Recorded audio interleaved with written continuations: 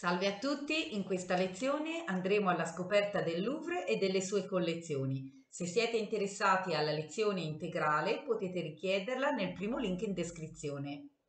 Considerate che è uno dei musei più importanti al mondo e uno veramente dei più grandi, sia per dimensioni ma anche per propria importanza delle sue collezioni. Questa è la pianta del Louvre. Vedete tutto il complesso che si sviluppa a questa forma appunto di U. Qui ci sono i Jardin des Tuileries. Qui c'è la piramide che segna l'ingresso principale, no, del Louvre, si deve per forza passare da questa piramide, poi sono state aggiunte queste ali, ma in realtà il nucleo originario era, lo vedremo, molto più piccolo, perché è stato ingrandito nel corso dei secoli. Mentre conosciamo la storia proprio delle varie fasi che si sono succedute, non conosciamo però perché si chiami Louvre. Sono state fatte diverse ipotesi. Per alcuni sembra provenire il nome Louvre da Lupara, ovvero dal luogo abitato dai lupi, perché qui in antichità era una specie di selva, di bosco.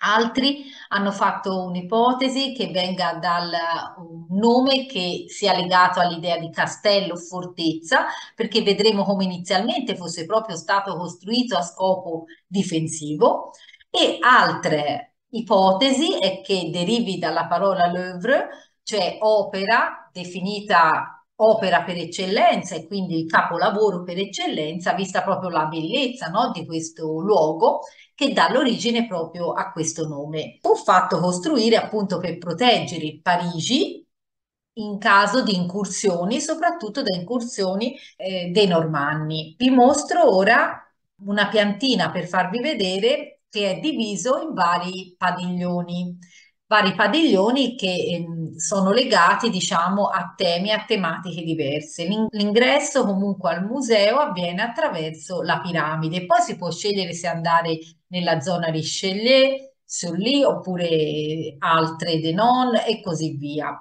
Vedremo che anche la piramide è stata posizionata secondo un preciso orientamento per rispondere a un programma simbolico ben preciso.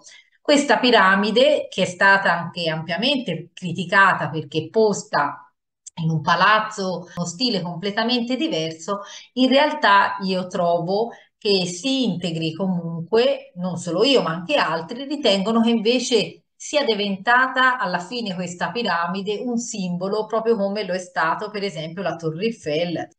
E questo era il nucleo originario del Louvre. Se voi andate all'interno del Louvre c'è proprio un percorso medievale che ci consente di vedere anche le antiche mura. Questo è il pavillon dell'horloge, è sotto praticamente il primo piano e troviamo la parte veramente più antica. Qui risale proprio al 1190, quando il re Filippo II fece costruire questo edificio e lui stava per partire, pensate, per la terza crociata, no? È il periodo in cui ci sono le crociate, in cui i cristiani vogliono liberare la Terra Santa. Logicamente qui si cerca di costruire un castello proprio vicino alla Senna, a difesa proprio della città.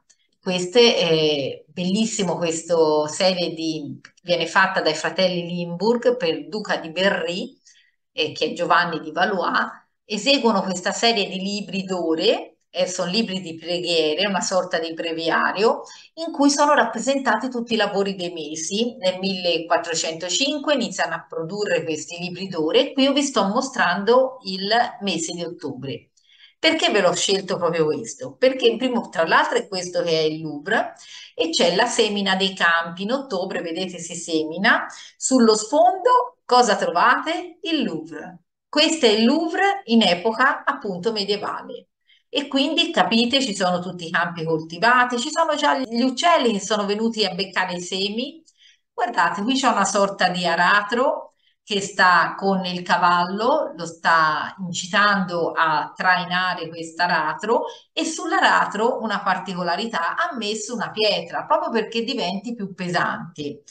E c'è addirittura uno spaventapasseri, ci sono delle reti, non so se le vedete, e uno spaventapasseri che serve per mandare via gli uccelli. Ma c'è di più, c'è addirittura la Senna con delle barchette che stanno transitando sul fiume.